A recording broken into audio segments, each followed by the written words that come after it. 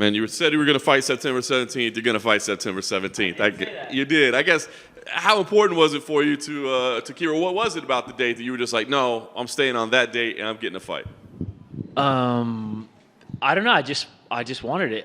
I was getting ready for it. The timing was perfect. My game plan this whole year is to win fights, get tattooed, travel, and repeat. Like, I'm going to win a fight, I'm going to go get tattooed, I'm going to travel somewhere new, and then I'm going to get my ass back to training and repeat the process. Like, that's my goal, and the timing was perfect. So I'm going to win this fight this week here in September, and then I'll win again in December, and I'll just keep the train rolling. I really want to be active. I feel like every time I've sat up here and talked to you guys, I've said I'm trying to be active. It feels like it's finally happening now. So I'm excited. I'm happy. Yeah, I'm just trying to keep things rolling. What was the process like of getting another opponent? I mean, were you like vetting people, or did it matter to you? No, I'm at a place where I really believe that I know I can beat anyone. I've fought the best guys in the world, and I really believe that I'm the best 45er in the world, and I haven't showed that. I haven't consistently showed that. In my opinion, when I go back and watch my fights, I've had these flashes of brilliance. I've had moments where I really show, in my opinion, I show that I'm really great at fighting. I've also had performances that don't show that. And so my job now is to consistently show those things, and I can do that against anyone in the world. Bill Algeo is a great opponent to do that against. I don't know him, he seems like a cool guy. He's got a great nickname. As a guy with an all right nickname, he's got a pretty all right nickname, and his style's fun. So it was a pretty easy choice, when he stepped up, which I want to thank him for stepping up, because Lando unfortunately got hurt. That was also going to be a fun fight. So saying yes to both those guys was a pretty quick choice. Yeah. Bill was here earlier, and he was respectful of you, but he did say, he's like, well, we were supposed to fight before, and something fell through and didn't happen. So do you know what happened that time around? I don't remember that, honestly. I'm not saying it's not true. I've been in the UFC for so long now that there's a lot of things that get talked about or fall through or whatever. I'm not exactly sure. I'm excited to fight him. He seems like a cool guy, and he's, like I said, he's entertaining. But I don't remember him ever being brought to me. I definitely never said yes and pulled out. It's not really my style. But yeah, it works out. We're fighting in like 3 days, so it's perfect. Good nickname, good dude. What do you think of his fighting style? Right, kind of an intriguing fighting style. Yeah, fun. Real intriguing fight style. He's long. He's a long, rangy striker. Could say that about myself. So it's gonna be fun. Also, he beat the dude I just lost to. So if you do the MMA math, when I beat him, I will also sort of vindicate that last one. And MMA is fucking chaos, so you gotta take those victories when you get them. You know what I mean? MMA math, it's undefeated, right? I mean, perfect. Well, I actually saw something that makes me the light heavyweight champ of the world after beating. Who did I beat in Poland, Danny? Yep. Yep. I beat the GOAT. I beat Artem Lobov. And was like 13. Yeah, 100%. Yeah, because somewhere down the line, John Jones lost to the 12-6 elbow from Hamill. That just fucks up the whole universe. And because Artem beat someone who beat someone, and I beat Artem, so you're looking at the undisputed UFC light heavyweight. I've made the argument for years. I just want to let you know I've made the argument for years, and I'm glad you believe it. If you vouch for me, then it says something. I wonder, given his exciting style, his intriguing style, did the fact that you were getting ready for Lando, does that kind of help? Because Lando's kind of wild as well, right? Yeah, it didn't really change preparation much, except their body types are different. Their style really is not that dissimilar. They're both great strikers who can also grapple. I think everyone at this point is a hybrid. I don't think you're going to find anyone like my generation and younger. Like, we're all guys who grew up watching the UFC when we were in 8th grade, 9th grade. We all started training everything at once. Like, obviously I wrestled first. You probably wouldn't know that going into my fights. Like, you know what I mean? Like, I was a wrestler first, but I started training striking like by 13 or 14, I knew that I wanted to be in the UFC. And I think that's probably true for a lot of the guys my age, and especially the kids younger. So you're not really going to run into a guy that is too much of a specialist anymore.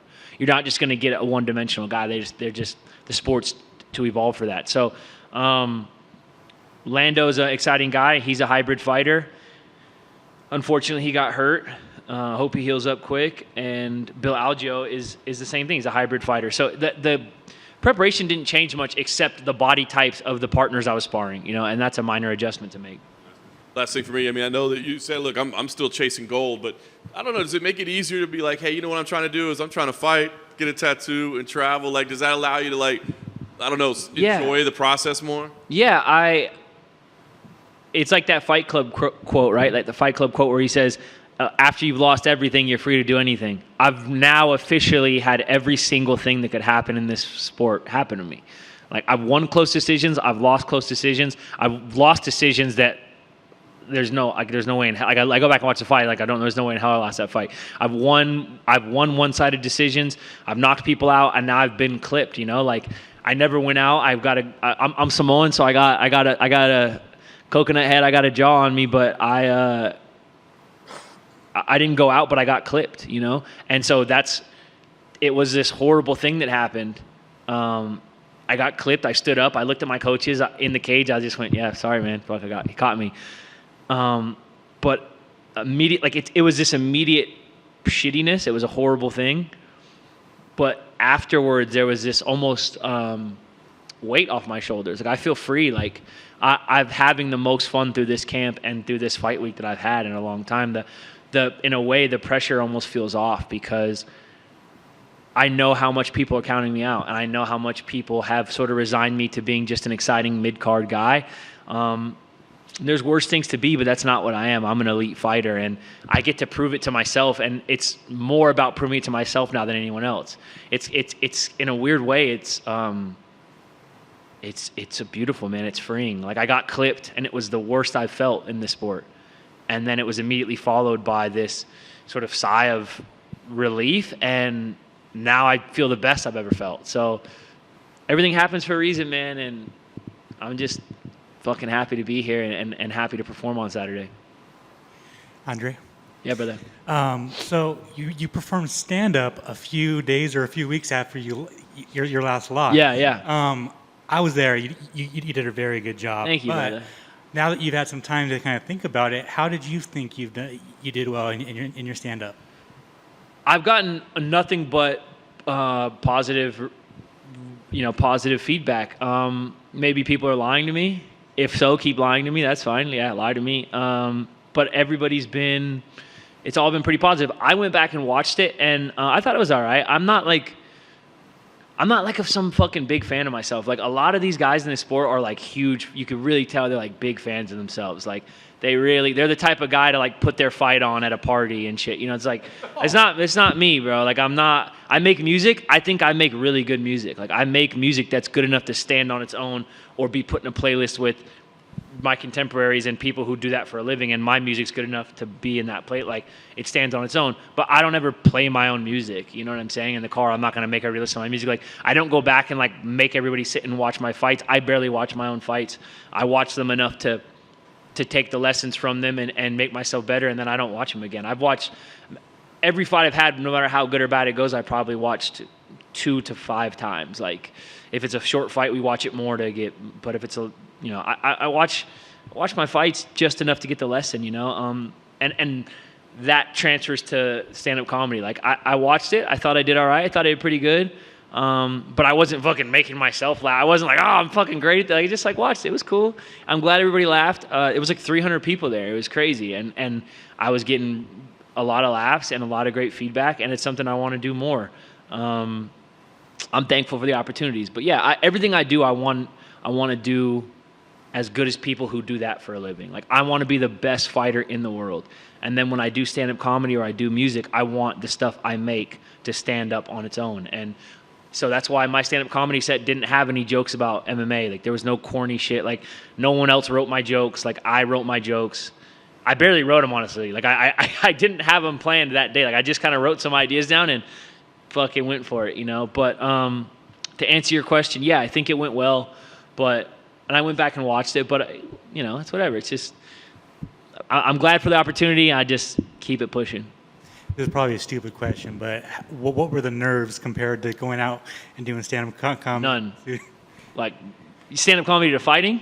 None. Nothing. What the fuck? No, nothing. I talk about that in the stand-up. Like, what the fuck can you do? Not laugh at me? Like, I'm still going to go get a drink. Like, I'm going to get off stage. I'm going to go get a drink. Like, I don't give a shit if you laugh at me. That's, like, a whole part of my, like, the most of my bit is about how I don't care if people laugh. Like, because I've been with the same girl for 6 years, and she don't laugh at any of the shit that I say. She's, like, 5.5 years past laughing at what I say. So it's, like, it's nothing new to me. I'm not worried about it, you know? There's no... After fighting, everything is just pretty easy, man. It's pretty, there's not very much nerves, you know?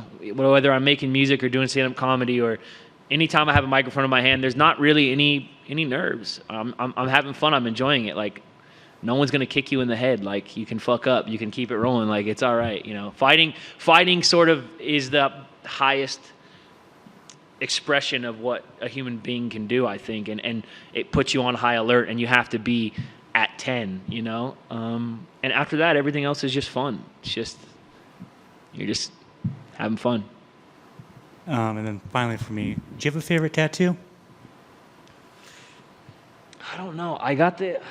Maybe my grandparents. I have my grandparents on my bicep. I have the Grinch tattooed on my calf. I like that one.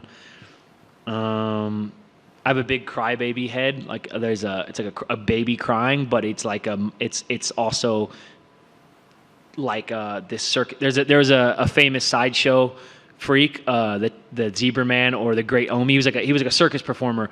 So it's like a savage looking dude, like with a bone through his nose and his whole face tattoo, but he's like a little baby crying.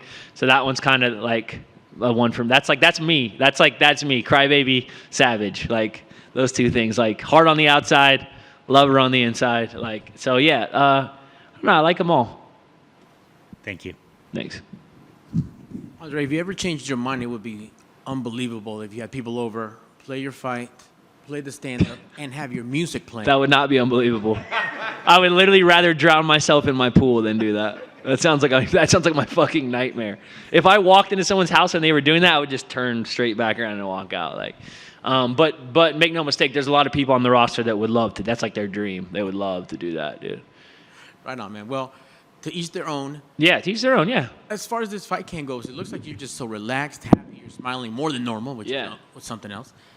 Any specific preparation for your opponent, even with the switch? I mean, any new bags of tricks we could look for? Yeah, I sparred and moved around and got looks from tall, long, rangy guys. I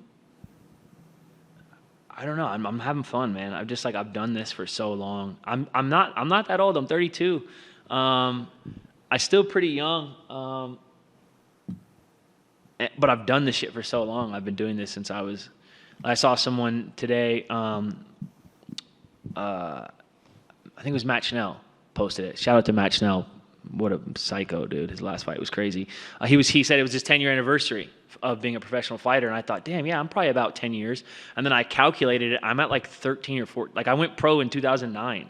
Like right when I turned 19, I went. So I've just been doing this so long that I've tried everything. Like I've been very serious about every single piece of preparation. And I've done it every single way, you know, and I still prepare like a professional and I still bust my ass. Like I work harder now than I did when I was like, I work harder, I work smarter, I do everything better. My preparation's perfect.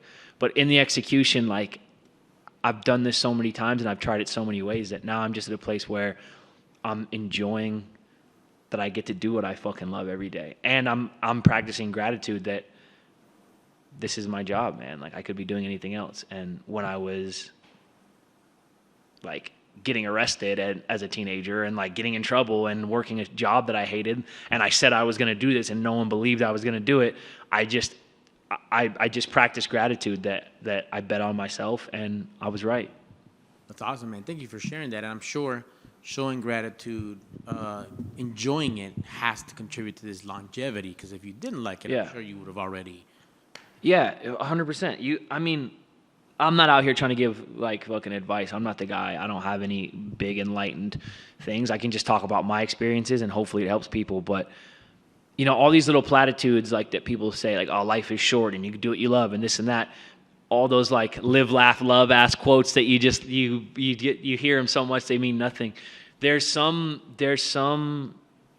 you know, validity to those things. Like doing what you love every day if you're not doing that, man, like I can't imagine it, because I spent a couple years being miserable and grinding to get to do what I love, and then since then I've just gotten to do what I love every day, and I'm so fortunate, man. And life really is short. Elias just passed away, you know, R.I.P. He was only 2 years older than me. He's young, man. Like, you can, and my life has changed a lot in the last year or two. I've lost people. I've gone through some pretty tough things, and you could fucking die tomorrow. Like, you really could. And I'm not trying to be morbid. You could die tomorrow. You could die leaving this building. Like, you could. But you have to do what you love every day. Or you have to be spending time doing what you love with people you love every day. And I'm so fortunate that I get to do that. And I'm enjoying it. And I'm grateful for it. I appreciate that, man. Respect, and good luck on Saturday. Thank you. Appreciate it. For those that don't know, like myself, what kind of music do you play? I mean, I'm looking at you, and obviously you read like classical, smooth jazz type shit. Yeah. But you know, what kind of music do you play? Yeah. Are you familiar with the 80s boat rock? It sounds fun. No, I don't do that. No, I don't do that. I make punk. I make punk, hip hop sort of fusion shit. Like, it's kind of Rage Against the Machine inspired, but a little more rooted in like hardcore and punk and some metalcore influences and stuff. But it's fun, man. It's high energy. I call it punk. Like, I'm a punk vocalist, but the guys in my band are all really into like metal and math rock, and we all love Rage Against the Machine. So it's just this kind of big melting pot of like, it's pretty angry, it's pretty aggressive, but it's also fun and jumpy. So the band is called Born Breach. It's on Spotify and Apple Music and whatever. With a nice wholesome name like Born Breach, you can sort of picture what you're in for. That's awesome. And I mean, I guess which frustrates you more at times? You know, playing a song, maybe not being able to work some stuff out, or going in the gym working on moves for a fight and maybe having a bad day. Which can be fighting, not even close. Nothing is like, to answer all those questions, like nothing is compares to fighting.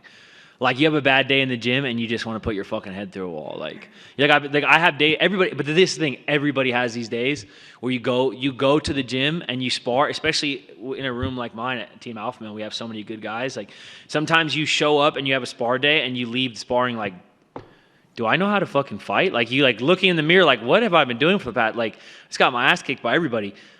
Which makes you better. You need those days. But that's infinitely more frustrating than like messing up. I mean, the guys in my band are much better musicians than me. Like, it's not even close. So when they mess up, they really like care about it. When I mess up, like, I don't give a shit. I'm jumping around. I'm like ripping my shirt off and fucking jumping in the crowd, and like, I don't care, dude. When we play live, my whole performance is one big mess up, and I'm just fucking falling forward into it and having fun. The guys I play with are incredible musicians, though, so they're very technical, and they probably get really frustrated when they mess up. But comedy, music, art, whatever, like, I don't give a shit when I mess up because I'm having fun. Fighting is the only thing that frustrates me when that I really care about when I mess up. Like, fighting is the thing that I want to be perfect at.